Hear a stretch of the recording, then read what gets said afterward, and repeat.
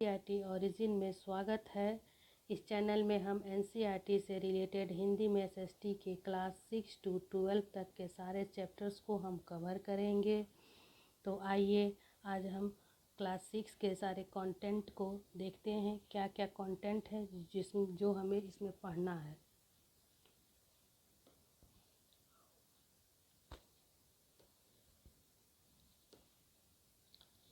तो देखिए ये कंटेंट है, क्या है कंटेंट क्लास 6 का, वो हम आपको दिखा रहे हैं। देखिए ये क्लास 6 के कंटेंट्स हैं।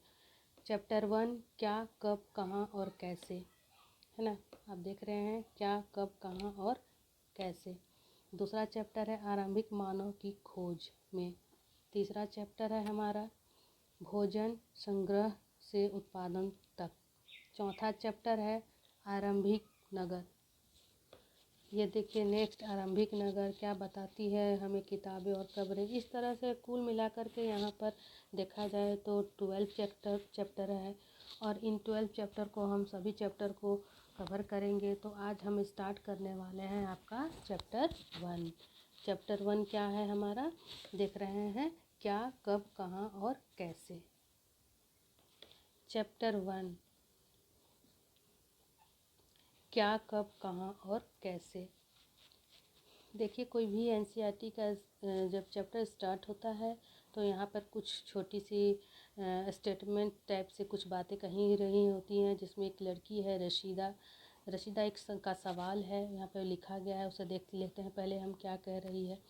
रशीदा बैठी अखबार पढ़ रही थी, अचानक उसकी निगाह एक सुर्खी पर पड़ी। 100 साल पहले। वह सोचने लगी कि यह कोई कैसे जान सकता है कि कितने वर्षों पहले क्या हुआ था। ये रशीदा के मन में सवाल आ रहा था कि कोई भी चीज़ हम कैसे जानते हैं कि कितनी पुराने हैं, और वो इसी चैप्टर से हम समझने की कोशिश करेंगे। तो देखिए पहला पॉइंट हमारा क्या है, कैसे पता लगाएं। आखिर कैसे पता लगाएंगे हम, देखिए यहाँ पर स्टार्ट करते हैं। यह जानने के लिए कि कल क्या हुआ था तुम रेडियो सुन सकते हो, टेलीविज़न देख सकते हो या फिर अखबार पढ़ सकते हो। साथ ही यह जानने के लिए कि पिछले साल क्या हुआ था तुम किसी के ऐसे व्यक्ति से बात कर सकते हो जिसे वह उस समय की स्मृति हो, लेकिन बहुत पहले क्या हुआ था यह कैसे जाना जा सकता है। अतीत के बारे में हम क्या जान सकते हैं। अतीत के बारे में बहुत कुछ जाना जा सकता है, जैसे लोग क्या खाते थे, कैसे कपड़े पहनते थे, किस तरह के घरों में रहते थे। हम आखेटकों मतलब शिकारियाँ, पशुपालकों, कृषक, शासकों, व्यापारी, पुरोहित, शिल्पकारों, कलाकारों, संगीतकारों या फिर वैज्ञानिकों के जीवन के बारे में जानकारियाँ हासिल कर सकते हैं। यही नहीं, हम यह भी पता कर सकते हैं कि उस समय बच्चे कौन से खेल खेलते थे, कौन सी कहानियाँ सुनते थे, कौन से नाटक देखते थे या फिर कौन से गीत गाते थे। ये सारी चीज़ें हम जान सकते हैं।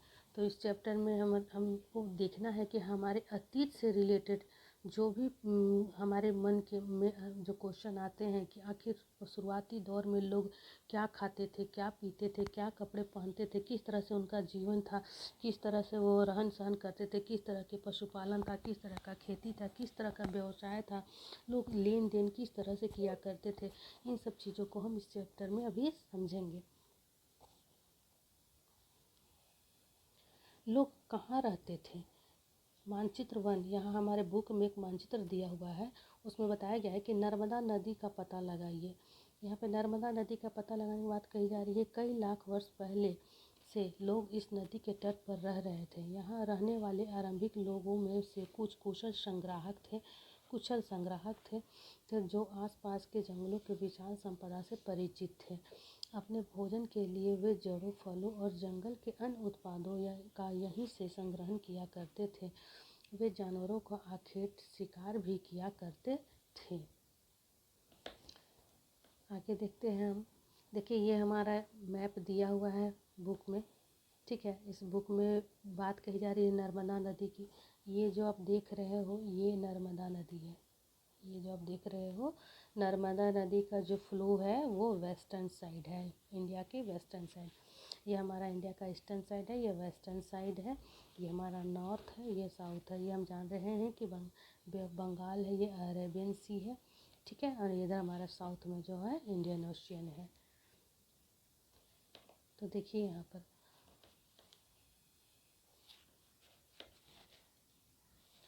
अब तुम उत्तर पश्चिम की सुलेमान और किथर पहाड़ियों का पता लगाओ। यहाँ पे हमें जो है बोला जा रहा है कि उत्तर पश्चिम यानी कि नॉर्थ और वेस्ट में क्या कौन सी पहाड़ी, एक सुलेमान की पहाड़ी का पता लगाने के लिए बोला जा रहा है और किरथर की पहाड़ी का पता लगाने के लिए बोला जा रहा है। इस क्षेत्र में कुछ ऐसे स्थान हैं जहाँ लगभग 8,000 वर्ष पूर्व, यहाँ पे कितना हज़ार साल पहले की बात कही जा रही है, 8,000 पूर्व यानी कि BC पूर्व स्त्री और पुरुष ने सबसे पहले गेहूँ, जौ जैसी फसलों को उपजाना शुरू किया, है ना। उन्होंने भेड़, बकरी, गाय, बैल जैसे पशुओं को पालतू बनाना शुरू किया। ये लोग गांव में रहते थे। उत्तर पूर्व में गारो, मध्य भारत में विंध्य पहाड़ियाँ का पता लगाओ। तो यहाँ पर आपको मैप में पहले दिखाती हूँ। देखिए ये हमारा मैप है। यहाँ पे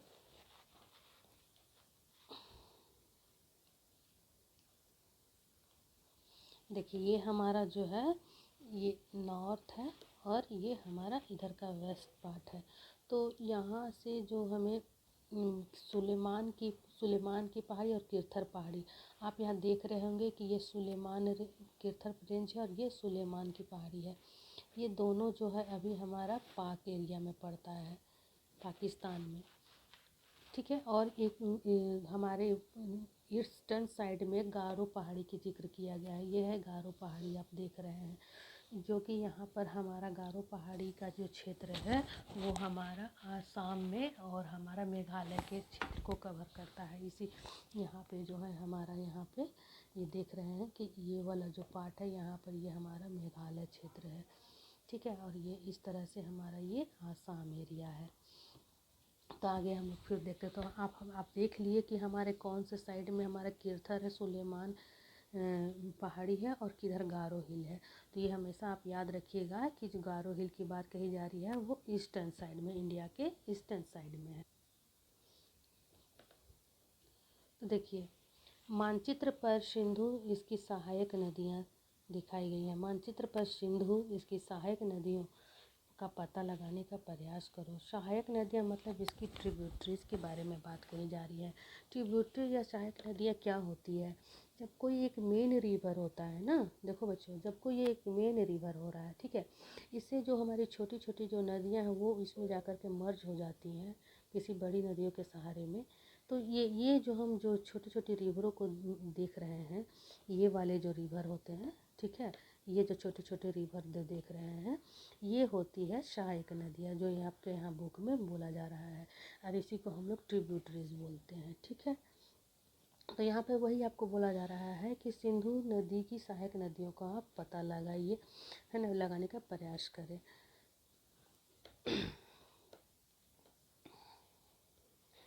सहायक नदियाँ उन्हें कहते हैं जो एक बड़ी नदी में मिल जाती है, ठीक है। देखिए अभी हमने आपको जस्ट बताया कि सहायक नदियाँ क्या हैं।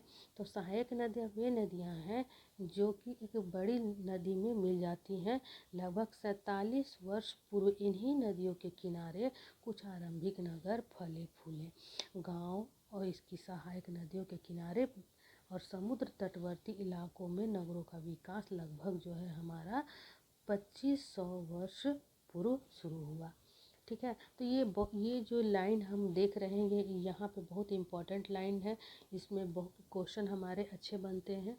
इसमें आपको पता रखना है कि हमारा जो है कि सहायक नदियाँ किसे बोला गया है। तो सहायक नदियाँ किसे बोला गया है तो आप जो है इसको याद रखिएगा, इस लाइन को याद रखिएगा, ठीक है। और हमको इसी सहायक नदियों यही इंडस रिवर, यही जो ये इंडस रिवर है ना, यही जो इंडस रिवर है इसी के पास क्या हुआ 4700 BC, ठीक है। 4700 BC इन्हीं नदियों के किनारे आसपास, इसी नदियों के आसपास जो है आरंभिक नगर फले फूले गांव, और इसकी सहायक नदियों के किनारे जो है समुद्र तट इलाकों में नगरों का जो है 25 वर्ष पूर्व नगरों का विकास हुआ। क्या चीज़ का विकास हुआ? 25 वर्ष पूर्व नगरों का विकास हुआ।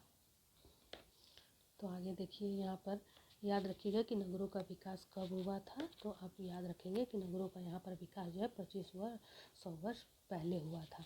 गंगा तथा इसकी सहायक नदियाँ सोन का पता लगाइए। अब यहाँ पर बोला जा रहा है कि गंगा और इसकी एक ट्रिब्यूटरी जो है सोन रिवर, उसका पता लगाने का आपको बात बोला जा रहा है। तो थोड़ा सा मैं स्क्रॉल करके आप लोगों को दिखा देते हैं कि यहाँ पर जो है सोन रिवर और गंगा रिवर, देखिए आप यहाँ पर देख रहे हैं, ये जो है गंगा रिवर जो है गंगोत्री ग्लेशियर से होकर के आती है, ठीक है। और यहाँ पर जो हम सोन रिवर को देख रहे हैं, सोन रिवर जो है हमारा ये वाला रिवर, हम आपको दूसरे कलर से आपको दिखा रहे हैं। यहाँ से जो है देखिए यहाँ पे ये गंगा में जाके मिलती है। तो आप याद रखिएगा कि सोन जो गंगा रिवर वो नॉर्थ से होते हुए वो नीचे आती है, और सोन रिवर जो है वो उसका जो डायरेक्शन है वो नॉर्थ के दिशा में, यानी गंगा की तरफ में, नॉर्थ के दिशा में है, ठीक है। अब यहाँ पर देखिए गंगा तथा इसकी सहायक नदी सोन का पता लगाने के लिए बाद हमने आपको दिखा दिया कि सोन नदी कहाँ है। गंगा के दक्षिण में है ना, गंगा के दक्षिण का मतलब क्या हुआ? गंगा के दक्षिण का मतलब होता है जैसे ये जो गंगा फ्लो कर रही है, तो ये गंगा का ऊपर वाला नॉर्थ हुआ, नीचे वाला साउथ हुआ, इधर ये ईस्ट हुआ और ये इधर का पार्ट वेस्ट हुआ। तो गंगा के साउथ में की बात कही जा रही है ना, किसकी बात कही जा रही है? साउथ की। साउथ दक्षिण में इन नदियों के आसपास के क्षेत्र प्राचीन काल में मगध नाम से जाने जाते थे। तो यहाँ पर ये जो एरिया पड़ेगा ना गंगा के साउथ का एरिया, ये एरिया को उस टाइम पे क्या बोला जाता था? मगध बोला जाता था। याद रखिएगा किस नाम से जाना जाता था? मगध के नाम से जाना जाता था, ठीक है। आगे देखते हैं हम कि इसके शासक बहुत शक्तिशाली थे और उन्होंने एक विशाल राज्य स्थापित किया, ठीक है। यहाँ पर ध्यान दीजिएगा कि मगध में एक शक्तिशाली राजा हुए, और एक विशाल साम्राज्य को स्थापित किया। देश के अन्य हिस्सों में भी ऐसे राज्यों की स्थापना की गई। लोगों ने सदैव उपमहाद्वीप के एक हिस्से से दूसरे हिस्से तक यात्रा की। मैं यहाँ पे आपको रोकती हूँ कि पहले ये बच्चे देखिए कि ये उपमहाद्वीप क्या होता है। उपमहाद्वीप के बारे में आपको हम बता रहे हैं। यहाँ पे आप देखिए, यहाँ पे एक डेफिनेशन दिया हुआ है ना, कि भारत, पाकिस्तान, बांग्लादेश, नेपाल, भूटान, श्रीलंका और अफ़गानिस्तान, ईरान, चीन, म्यांमार आदि पड़ोसी देशों को दर्शाता है ना। यहाँ पर थोड़ा सा स्क्रॉल करके दिखा रही हूँ। हाँ, ये एशिया के मानचित्र में, ठीक है। दक्षिणी एशिया एक महाद्वीप है। दक्षिणी एशिया एक महाद्वीप से छोटा है, लेकिन विशालता है तब बाकी एशिया से समुद्रों के पहाड़ी और पर्वतों से बाटे होने के कारण इसे प्रायः उपमहाद्वीप कहा जाता है, ठीक है। आप देख लिए। तो आप देख लें यहाँ पर कि उपमहाद्वीप क्या होता है। तो उपमहाद्वीप जो है वो यहाँ पर इंडिया का, देखिए ये इंडिया का जो पार्ट है, तो इसको जो नेबरिंग कंट्री है जो हम कवर करते हैं, इधर पाकिस्तान हो गया, इधर अफ़गानिस्तान हो गया, इधर चाइना हो गया, इधर नेपाल हो गया, इधर बांग्लादेश हो गया, इधर तिब्बत, इधर म्यांमार हो गया, इधर श्रीलंका हो गया, इधर म्यांमार, इधर जो है आपका जो श्रीलंका हो गया। ये सारे जो देशों को मिला करके ये उपमहाद्वीप बोला जाता है। क्या बोला जाता है? उपमहाद्वीप बोला जाता है, ठीक है। आगे देखते हैं कि अब इसमें क्या बात कही जा रही है। कभी कभी हिमालय जैसे ऊंचे पर्वत, पहाड़ियाँ, रेगिस्तान, नदियों तथा समुद्रों के कारण यात्राएं जोखिम भरी होती थी। फिर भी यात्रा उनके लिए असंभव नहीं था। बोला जा रहा है कि पहले मतलब ये ऊंचे पर्वतों पर, पहाड़ियों पर, रेगिस्तानों में चलना बहुत मुश्किल था, लेकिन फिर भी यात्री लोग यात्रा करते ही थे। अतः कभी लोग काम की तलाश में तो कभी प्राकृतिक आपदाओं के कारण एक स्थान से दूसरे स्थान जाया करते थे। या तो वो काम की खोज में जाते थे, या कोई आपदा, प्राकृतिक आपदा जब आती थी तो वो स्थान को छोड़कर दूसरे स्थान रिप्लेस कर जाते थे। कभी कभी सेनाएं दूसरे क्षेत्रों पर विजय हासिल करने के लिए भी ऐसा किया करते थे। इसके अतिरिक्त व्यापारी के कभी काफ़िले भी तो कभी जहाज़ों में अपने साथ मूल्यवान वस्तु लेकर के एक स्थान से दूसरे स्थान जाते रहते थे। धार्मिक गुरु लोगों को शिक्षा सलाह देते हुए गांव से दूसरे गांव तथा कस्बे से दूसरे कस्बे जाया करते थे। कुछ लोग नए रोचक स्थानों को खोजने की चाह में उत्सुकतावश भी यात्रा किया करते थे। इन सभी यात्राओं से लोगों को एक दूसरे के विचारों को जानने का अवसर मिला। तो कुल मिलाकर के यहाँ पर हम देख रहे हैं कि आदमी उस समय यात्रा करना बहुत मुश्किल था, फिर भी जो है लोग यात्रा करते थे, चाहे कारण कुछ भी हो, चाहे वो आपदा नेचुरल जो है आपदा का डिजास्टर का कारण हो, या फिर व्यापारियों का अपना काम हो, या फिर जो उस समय धार्मिक गुरु होते थे एक जगह से दूसरे जगह अपना शिक्षा धर्म उपदेश दिया करते थे, या फिर और भी जो भी रीज़न रहे होंगे, लेकिन लोग जो है एक जगह से दूसरी जगह यात्राएं किया करते थे। आज लोग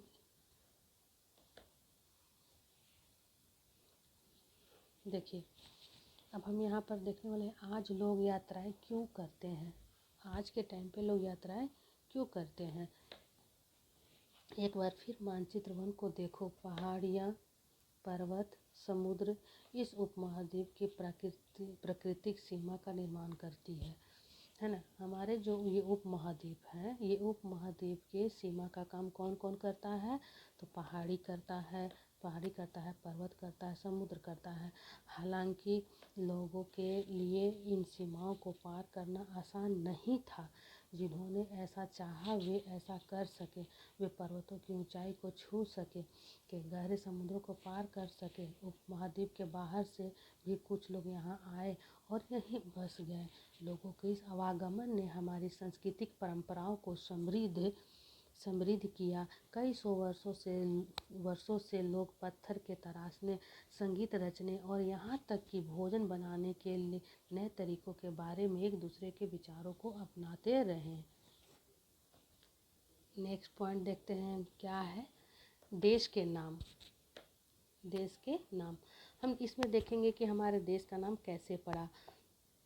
अपने देश के लिए हम प्रायः इंडिया तथा भारत जैसे नामों का प्रयोग करते हैं।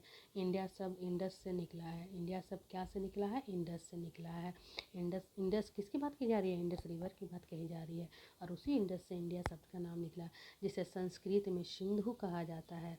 इसी इंडस को संस्कृत में क्या कहा जाता है, तो सिंधु कहा जाता है। अपने एटलस में ईरान और यूनान का पता लगाओ।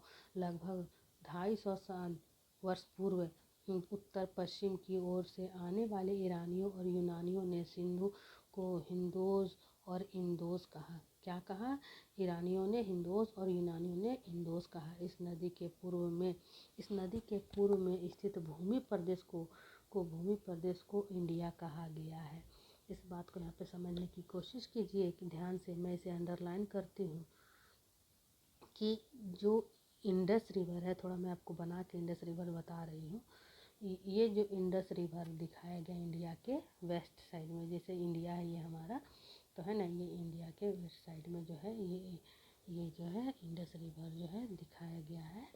तो ये इंडस रिवर फ्लो करे तो इंडिया, ये हमारा वेस्ट पार्ट है और ये हमारा जो है ये हमारा वेस्ट पार्ट है, और ये हमारा जो है ईस्ट पार्ट है। तो यहाँ पे देखिए क्या लिखा हुआ है, इसे ध्यान से देखिए कि इस नदी के पूर्व में स्थित भूमि प्रदेश को इंडिया कहा गया है। यानी कि ये वाला जो एरिया आएगा ना, ये पूर्व, नदी के इधर का डायरेक्शन ईस्ट है, तो इस सारे एरिया के लिए कौन सा शब्द का प्रयोग किया गया है, इंडिया शब्द का प्रयोग किया गया है। ठीक है। यहाँ पे भारत नाम का प्रयोग उत्तर पश्चिम में रहने वाले लोगों के एक समूह के लिए किया गया। और यहाँ पर बोला जा रहा है कि भारत का प्रयोग किसके लिए किया गया, उत्तर पश्चिम में, यानी कि यहाँ और यहाँ उत्तर पश्चिम में रहने वाले लोगों के लिए किया गया। इस समूह का उल्लेख संस्कृत के आरंभिक लगभग 3500 वर्ष पुरानी कृति ऋग्वेदा से हमें प्राप्त होती है। तो ये इसका पता उत्तर पश्चिम में यहाँ पर लोग पहले रहते थे, इसका पता हमें कैसे चलता है, तो एक ऋग्वेद से पता चलता है। 3500, तो ऋग्वेद कितनी पुरानी है हमारी, 3500 वर्ष पुरानी है। ऋग्वेद से हमें क्या पता चलता है कि यहाँ पे उत्तर पश्चिम में लोग रहा करते थे। आगे हम लोग देखेंगे यहाँ पर अतीत के बारे में कैसे जानें। हम अपने अतीत के बारे में कैसे जानते हैं, पहले क्या था नहीं था उसके बारे में आखिर कैसे जानते हैं हम। तो थोड़ा सा देखिए, जूम कर देते हैं। अतीत के बारे में कैसे जानें, ठीक है। अतीत की जानकारी हम कई तरह से प्राप्त करते हैं, ठीक है। इनमें से एक तरीका जो है अतीत में लिखी गई पुस्तकों को ढूंढना या पढ़ना, यानी उस समय में जो पुस्तकें लिखी गई हैं उसे हम ढूंढेंगे और पढ़ने का कोशिश करेंगे। ये पुस्तकें हाथ से लिखी होने के कारण पांडुलिपियाँ कही गई। तो आपसे पूछा जाएगा कि पांडुलिपि किसे कहा गया, तो जो पुस्तकें, ठीक है ना, जो पुस्तकें जो हैं यहाँ पर देखिए, जो पुस्तकें जो हाथ से लिखी गई हैं, है ना, जो हाथ से लिखी गई हैं उसे क्या कहा गया है, पांडुलिपि कहा गया है। अंग्रेजी में पांडुलिपि के लिए प्रयुक्त होने वाला जो शब्द है उसे हम लोग क्या कहते हैं, मैन्युस्क्रिप्ट कहते हैं। क्या कहते हैं, मैन्युस्क्रिप्ट कहते हैं। ये मैन्युस्क्रिप्ट जो है लैटिन शब्द मैन्यू जिसका अर्थ होता है हाथ, ये मैन्युस्क्रिप्ट जो है वो कौन से शब्द से बना है, वो लैटिन शब्द से बना है। और लैटिन में ये जो मेन्यू होता है ना, मेनू का अर्थ क्या होता है, हाथ होता है, हाथ से निकलता है। ये पांडुलिपियाँ प्रायः ताड़ पत्रों और हिमालय क्षेत्र में उगने वाले भुर्ज नामक पेड़ से, कौन से पेड़ से, भुर्ज नामक के पेड़ के छाल से बनाए जाते थे। छाल से विशेष तरीके से ये तैयार भोजपत्र पर लिखी मिलती थी। तो अब देखें मैन्युस्क्रिप्ट क्या होता है ना। तो यही देखिए, यहाँ पर एग्जाम्पल में यहाँ पर फ़ोटो आप लोगों को डाला गया है। ये मैन्युस्क्रिप्ट पर पहले पुराने ज़माने में इस तरह से पेड़ों के छाल से बनाए जाते थे। देखिए यहाँ ताड़पत्रों से के बारे में लिखा गया है, थोड़ा उसे भी पढ़ लें। ताड़पत्रों से बनी लिपि का एक पृष्ठ, ये क्या है, एक पांडुलिपि जो कि ताड़ के पत्रों से बनी हुई है, जिसे हम लोग भोजपत्र कहते थे। क्या कहते थे, देखिए यहाँ पर लिखा था भोजपत्र कहते थे, ये भोजपत्र कहते थे। यह पांडुलिपि लगभग 1000 वर्ष पहले लिखी गई थी। यह पांडुलिपि लगभग 1000 वर्ष पहले लिखी गई। किताब बनाने के लिए ताड़ के पत्तों को काट कर उनके अलग अलग हिस्सों को एक साथ बांध दिए जाते थे। भोज पेड़ की छाल से बनी ऐसी ही एक पांडुलिपि को तुम यहाँ देख सकते हो। ये जो हम नीचे देख रहे हैं ना, ये भुर्ज पेड़ के छाल से बनाया गया है। ये कौन से पेड़ के छाल से बनाया गया है, भुर्ज पेड़ के छाल से बनाया गया ये पांडुलिपि है। ये क्या है, ये पांडुलिपि है, ठीक है, जिसको हम लोग क्या बोलते हैं, मैन्युस्क्रिप्ट। इंग्लिश में क्या बोलते हैं, मैन्युस्क्रिप्ट बोलते हैं, ठीक है। मैन्युस्क्रिप्ट का मतलब क्या होता है, जो हाथों से लिखा जाए, है ना, इसे क्या कहते हैं, मैन्युस्क्रिप्ट्स कहते हैं। आगे नेक्स्ट देखते हैं हम।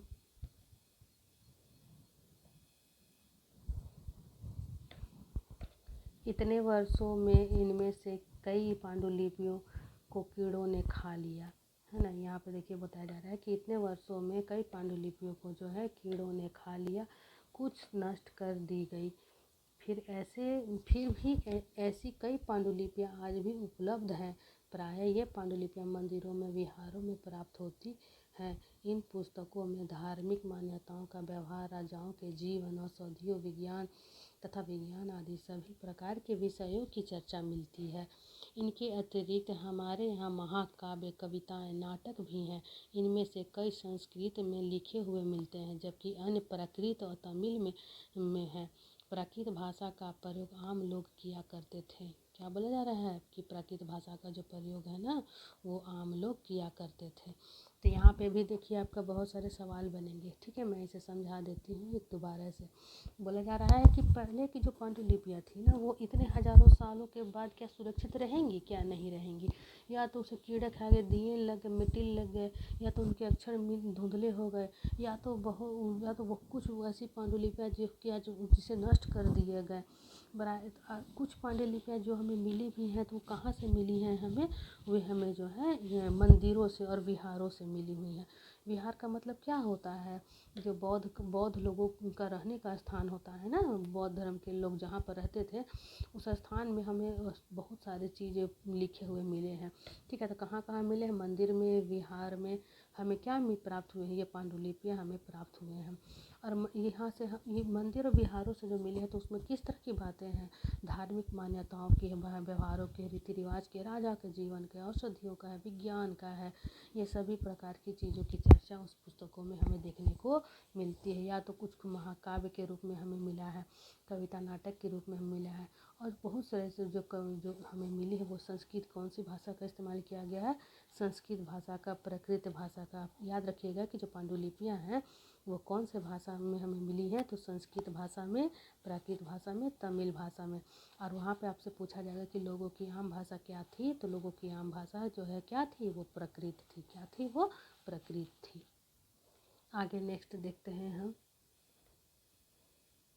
हम अब हम यहाँ पे देख रहे हैं कि नेक्स्ट में क्या बातें लिखी हुई हैं कि हम जो है हम अभिलेखों का भी अध्ययन कर सकते हैं। अभिलेख क्या होता है, हमने तो पहले ऊपर जो देखा वो क्या था, वो मैन्यूस्क्रिप्ट था। वो क्या था, मैन्यूस्क्रिप्ट था। ठीक है, ये मैन्यूस्क्रिप्ट जो हाथों से लिखा जाता था।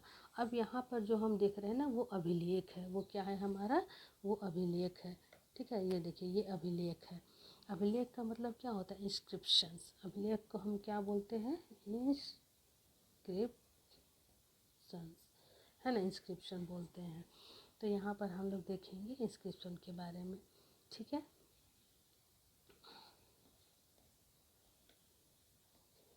देखिए हम अभिलेखों का भी अध्ययन कर सकते हैं। ऐसे लेख जो पत्थर अथवा धातु जैसे अपेक्षाकृत कठोर सतह पर उत्कीर्ण किए गए मिले हैं। यहाँ पर क्या बोला जाता है, अभिलेख कहाँ पर हमें प्राप्त होते हैं, कठोर सतह पर। कैसे सतह पर, कठोर सतह पर। तो कठोर सतह क्या है, पत्थर है और धातु है। या तो ये जो अभिलेख है ना, ये हमको कहाँ मिलेंगे, पत्थर पर या धातु पे, कि कठोर सतह पर उत्कीर्ण मिलेंगे, यानी छपे हुए मिलेंगे, जैसे कि आप इस फोटो में आप देख रहे हैं। ठीक है, मिलेंगे।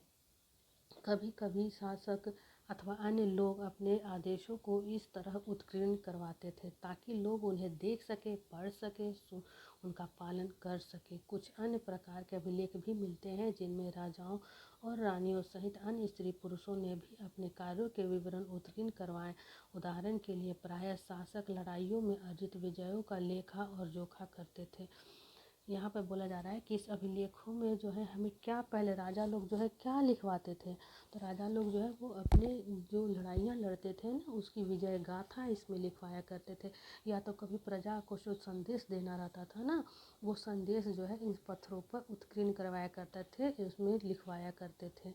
और इसी को हम लोग क्या कहते हैं, अभिलेख कहते थे। इस रूप में जो है उस टाइम पे इसका यूज किया जाता था। थोड़ा साइड वाले में भी हम देखें क्या बात कही है। लगभग जो है ना, यहाँ पे बोला जा रहा है कि 250 वर्ष पुराना यह अभिलेख वर्तमान अफगानिस्तान के कंधार से प्राप्त हुआ है। ये जो अभिलेख हम देख रहे हैं ना, ये अफगानिस्तान के कहाँ से प्राप्त हुआ है, ये कंधार से प्राप्त हुआ है। कितना 100 साल पुराना है, 250 साल पुराना है, अफगानिस्तान के कंधार से प्राप्त हुआ है। यह अभिलेख अशोक नामक शासक के राजा के आदेश पर लिखा गया था। कौन से राजा, अशोक शासक के आदेश पर लिखा गया है। इसे ये जो अभिलेख कंधार में पाया गया है, अफगानिस्तान के कंधार में, इसे राजा अशोक के आदेश के द्वारा लिखा गया। इस शासक के विषय में तुम अध्याय 8 में पढ़ोगे। जब हम कुछ लिखते हैं तब हम किसी लिपि का प्रयोग करते हैं। ठीक है, लिपियाँ अक्षरों अथवा संकेतों से बनी होती हैं। यहाँ बोला जा रहा है कि जो भी कुछ हम लिखते हैं उसमें लिपि का प्रयोग होता है। और लिपियाँ क्या से बनी होती है, अक्षरों और संकेतों से बनी होती हैं। जब हम कुछ बोलते हैं अथवा पढ़ते हैं तब हम एक भाषा का प्रयोग करते हैं। ठीक है, याद रखिएगा, जब हम लिखते हैं तो क्या चीज़ का प्रयोग करते हैं, हम लिपि का। लिपि में अक्षर का यूज होता है। ये क्या है, ये क, ख, ग, घ, आ, ई, ये सब क्या है, ये सब जो है हमारे जो है ना ये अक्षर है। और इन्हीं अक्षर से जैसे क जोड़ म जोड़ ल कमल, ये क्या बन गया, कमल बन गया। तो ये कमल क्या होगा, एक शब्द हो गया। ठीक है, तो ये अक्षरों से मिल करके ये बना करते थे। ठीक है, तो आगे हम नीचे देखते हैं फिर। यह अभिलेख इस क्षेत्र में प्रयुक्त होने वाली यूनानी और अरमाइक नाम दो दो विभिन्न लिपियों तथा भाषाओं में है। ये जो आप अफ़गानिस्तान का जो हमें कंधार से जो अभिलेख मिला है, ठीक है, इसमें कौन सी लिपि का प्रयोग हुआ है? यूनानी और अरमाइक। याद रखिएगा कौन सी लिपि का प्रयोग हुआ है? यूनानी और अरमाइक दो भिन्न लिपियों का प्रयोग हुआ है। आपसे पूछा जाए तो ये हमारे, ये ध्यान दीजिएगा, देखिए ये जो हमारा इंडिया का पार्ट्स है ना, ये इंडिया का पार्ट्स है, ये जो हमारा इधर का जो अफ़गानिस्तान का पार्ट हुआ यहाँ पे, तो ये अफ़गानिस्तान में यहाँ पे हमारा क्या कौन सा जगह मिला है? कंधार। क्या मिला है? कंधार। कंधार मिला है। यह कंधार में कौन से राजा के किस राजा का है? ये अशोक के राज आदेश के द्वारा लिखा गया। इसमें लिपि कौन सी यूज की गई है? तो याद रखिएगा यूनानी और अरमाइक लिपि। तो ये अशोक के एकमात्र ये दो जो है अभिलेख है ना, जो यूनानी और अरमाइक लिपि में है, ठीक है, याद रखिएगा। बाकी जो सारे अभिलेख इंडिया में मिले हैं वो प्राकृतिक और पाली भाषा में इस्तेमाल किए गए हैं। सिर्फ यही दो अभिलेख है जो है जो यूनानी और अरमाइक में यहाँ पे हमें कंधार में प्राप्त हुए हैं दूसरी लिपि में। अब हम नेक्स्ट देखेंगे यहाँ पे, क्या तुम बता सकते हो, क्या तुम बता सकती हो कि कठोर सतह पर लेख लिखवाने के लिए उनके क्या लाभ थे? ऐसा करवाने में क्या क्या कठिनाई आती होगी? ठीक है, यहाँ क्वेश्चन आपसे पूछा जा रहा है कि अभिलेख कठोर सतह में क्यों लिखे जाते थे और इसके क्या लाभ थे, ठीक है, और इसमें क्या कठिनाइयाँ आती थी लोगों को लिखने में। तो यहाँ पर हम देख रहे हैं फिर से कि इसके अतिरिक्त अन्य कई वस्तुएं अतीत में बनी और प्रयोग में लाई गई, ठीक है, जाती थी। ऐसी वस्तुओं का अध्ययन करने वाले व्यक्ति पुरातात्विद कहलाए। पुरातात्विद मतलब क्या होता है? आर्कियोलॉजिस्ट। पुरातात्विद जो है पत्थर ईंट से बनी इमारतों एवं अवशेषों, चित्रों तथा मूर्तियों का अध्ययन करते हैं। तो पुरातत्वविद क्या काम करते हैं? तो वे पत्थर और ईंटों से जो भी चीज़ें बनी गई हैं, इमारतें हो, चाहे वो अवशेष हो या कोई चित्र हो या क्या कोई मूर्ति का प्रतिरूप हो, ठीक है, उनका वो स्टडी करते हैं। कौन? पुरातत्वविद, जिसको हम लोग क्या बोलते हैं? आर्कियोलॉजिस्ट बोलते हैं। वे औजारों का, हथियारों का, बर्तनों का, आभूषण का, ठीक है, तथा सिक्कों की प्राप्ति के लिए छानबीन तथा खुदाई भी करते हैं। और इसके लिए क्या करते हैं? वो खुदाई करते हैं। क्या चीज़ के लिए? वो हम देखें आभूषण के लिए, सिक्कों के लिए और क्या बोला गया यहाँ पे? हथियार के लिए, वेपन्स के लिए, आभूषण के लिए, इनके लिए वो खुदाई भी करते हैं। कौन लोग करते हैं? आर्कियोलॉजिस्ट लोग करते हैं। इनमें से जो है कुछ वस्तुएं पत्थर, बाकी मिट्टी, कुछ धातु की बनी होती हैं, हो सकती हैं। ऐसे तत्व कठोर और जल्दी नष्ट न होने वाले होते हैं। क्या ये पत्थर जो है धातु है तो ये जल्दी नष्ट होंगे क्या? नहीं, जल्दी नष्ट नहीं होंगे। तो यहाँ पे आर्कियोलॉजिस्ट जो है वो जानवरों, चिड़ियों और मछलियों की हड्डियाँ भी ढूंढते हैं। इसमें उन्हें यह जानने में मदद मिलती है कि अतीत में लोग क्या खाते थे। वनस्पतियों के अवशेष बहुत मुश्किल से बच पाते थे। यदि वो अन्न के दाने अथवा लकड़ी के टुकड़े जल जाते तो वे जले हुए रूप में बचे रहते थे। किस रूप में बचे रहते थे? जले हुए रूप में। क्या पुरातात्विदों को बहुधा कपड़ों के अवशेष मिलते होंगे? यहाँ पे क्वेश्चन किया जा रहा है कि आर्कियोलॉजिस्ट लोग जो है जिनका स्टडी करते हैं, क्या उनको कपड़ों के अवशेष मिले होंगे? यहाँ पे क्वेश्चन मार्क है। क्या है? क्वेश्चन मार्क है। तो यहाँ पे हम लोग देखेंगे मिले हैं या नहीं। पांडुलिपियों, ठीक है, अभिलेख हो, पुरातत्व से ज्ञात जानकारियों के लिए इतिहासकार प्रायः स्रोत शब्द का प्रयोग करते हैं। यहाँ पे बोला जा रहा है कि जो हिस्टोरियन है ना, अपने पास्ट को जानने के लिए जो पांडुलिपियों और अभिलेखों का जो पुरातत्व से ज्ञात होता है ना, वो पुरातत्व से ज्ञात जानकारियों के लिए इतिहासकार शब्द प्रायः जो है स्रोत मतलब क्या होता है? स्रोत का मतलब होता है सोर्स। स्रोत का मतलब क्या होता है? सोर्स। सोर्स का शब्द का प्रयोग करते हैं। इतिहासकार उन्हें कहते हैं जो अतीत का अध्ययन करते हैं, यानी पास्ट का जो बीते हुए चीज़ों का पता करते हैं।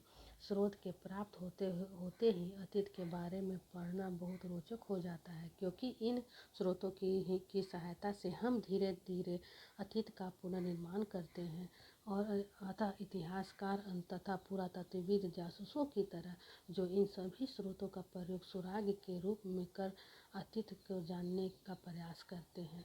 तो यहाँ पर हिस्टोरियन क्या काम करते हैं या आर्कियोलॉजिस्ट क्या काम करते हैं, यहाँ पर दो शब्द आए हैं। एक हिस्टोरियन शब्द आया है, क्या आया है, एक हिस्टोरियन शब्द आया है और एक जो पुरातत्वविद होता है यानी आर्कियोलॉजिस्ट होता है।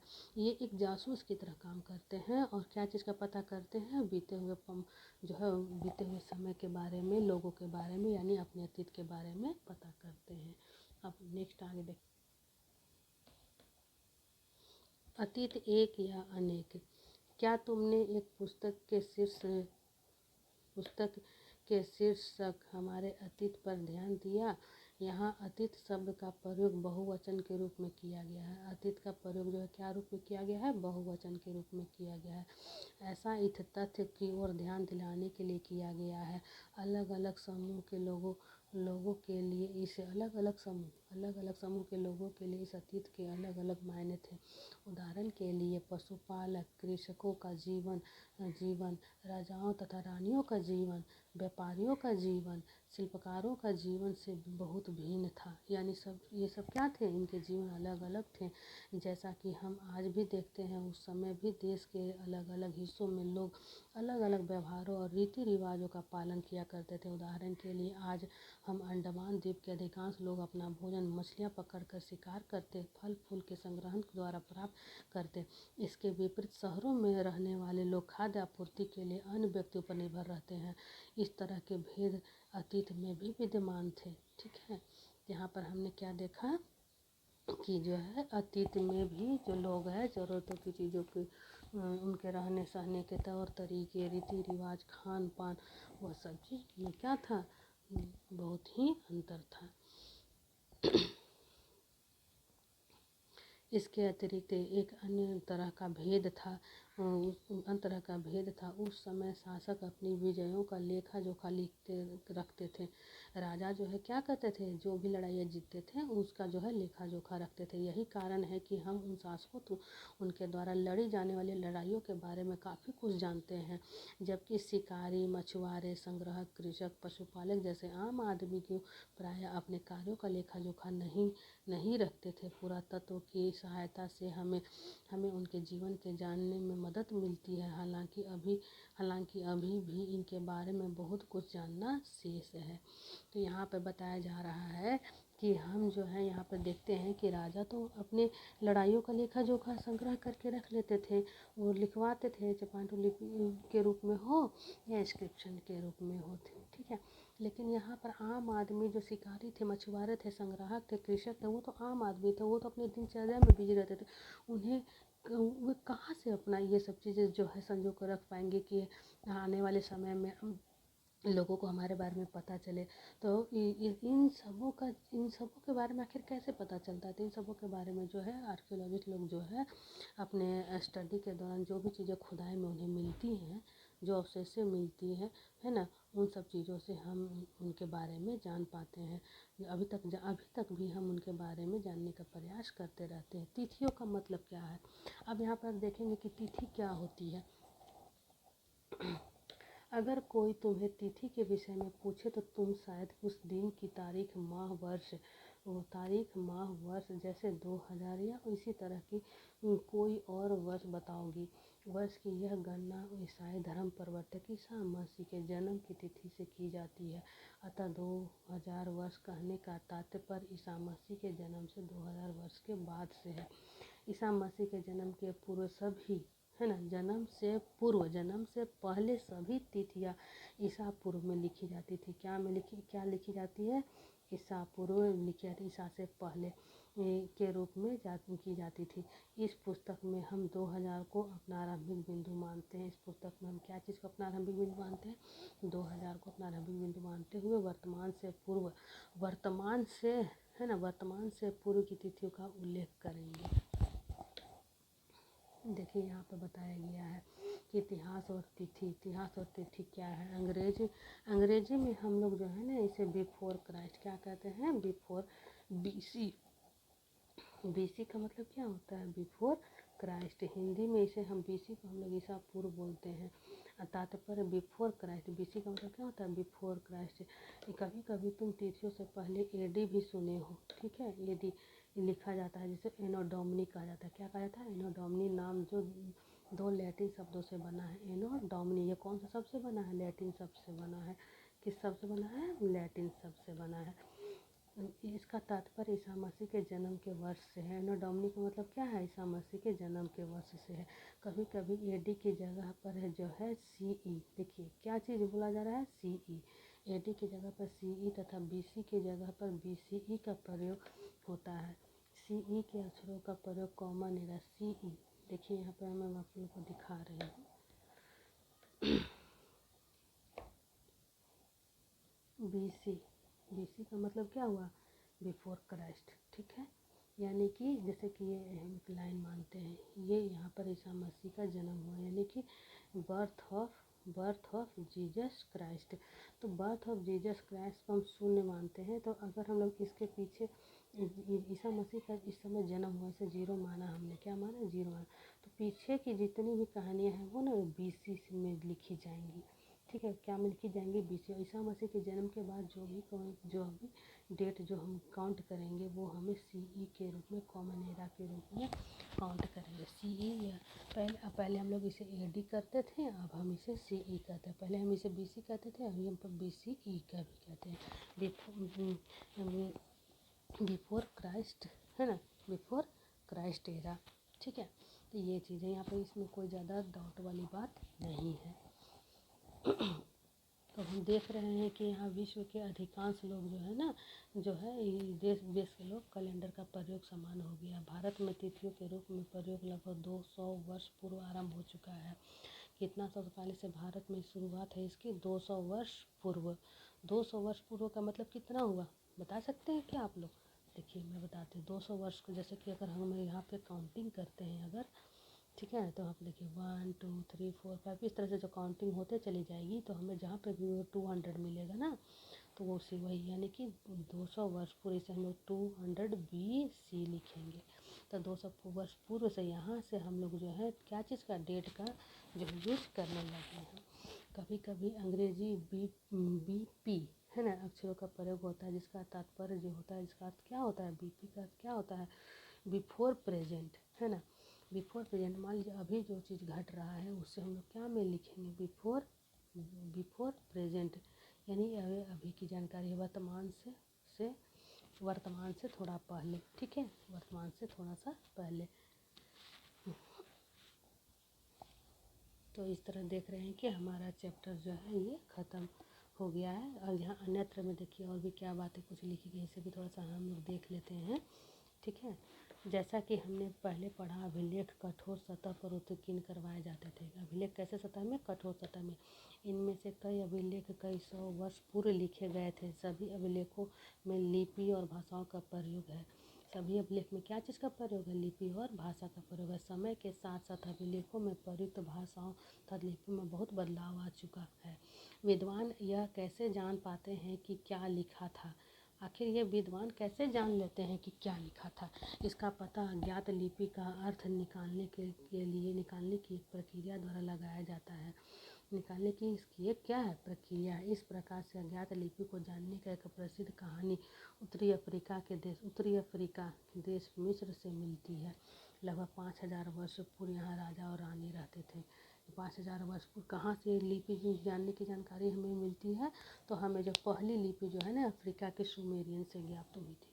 विश्व की जो पहली लिपि है ना वो अफ्रीका के सुमेरियन से हमें ज्ञात होता है।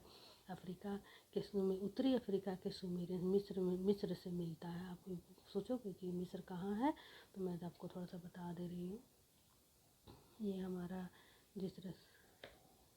ये जैसे कि हमारा वर्ल्ड मैप है ये, तो ये वर्ल्ड मैप है। तो यहाँ पर हम देख रहे हैं कि ये हमारा एशिया है, ये हमारा क्या है? अफ्रीका। तो ये यहाँ पे जो है ये हमारा मिस्र है। ये क्या है? हमारा मिस्र है।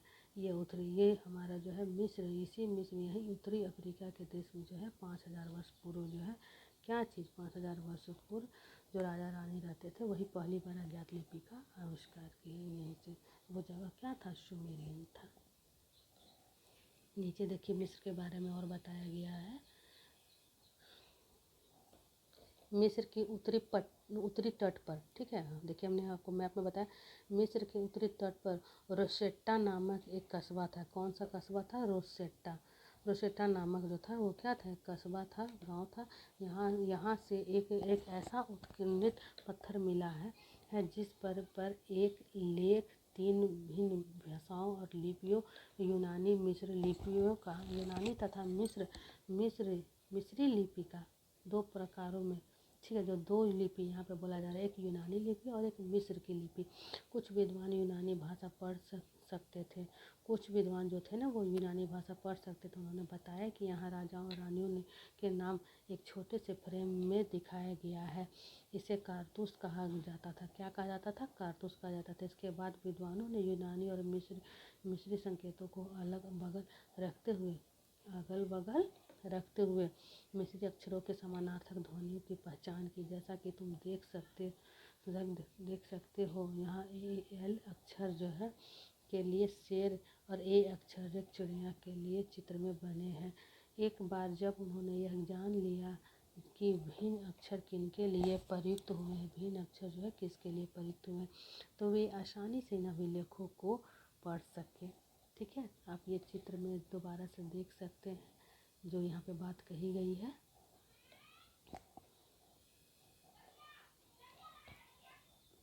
देखिए यहाँ पर क्या है? शेर है, यहाँ पे आप देख रहे हैं शेर है।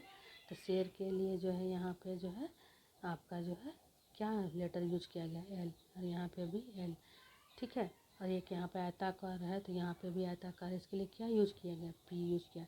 इस तरह से कॉमन से चीज़ों को मिला करके उन्होंने एक कंक्लूजन निकाला और जो विद्वानों ने अपनी लिपियों को पढ़ना सीखा और यूनानी और मिस्र लिपि को अलग किया। तो यहाँ पे हमारा चैप्टर खत्म हुआ। आप यहाँ पे देख रहे हैं कुछ डेट्स इम्पोर्टेंट दिए गए हैं, इन्हें आप याद कर लीजिएगा, ध्यान में रखिएगा। कृषि का आरंभ 8000 ईसा पूर्व, ठीक है। सिंधु सभ्यता के प्रथम नगर का विकास कब हुआ? तो 4700 वर्ष पूर्व देख रहे हैं आप।